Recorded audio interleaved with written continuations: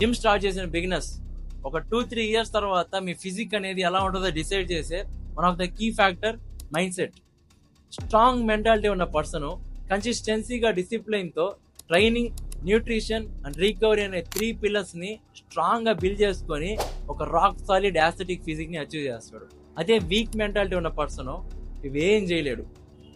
కొన్ని రోజుల తర్వాత ఇద్దరిని పక్కన పెట్టేసి ఏరా నువ్వు అచీవ్ చేయలేకపోయావు అని అడిగితే జెనెటిక్స్ని బ్లేమ్ చేస్తాడు. సో ఇలాంటి వాళ్ళు మనం ఏం చేయలేము, వదిలేద్దాం. సో అందుకే బాడీ బిల్డింగ్లో స్ట్రాంగ్ మెంటాలిటీ ఉండడం చాలా ముఖ్యం అనమాట.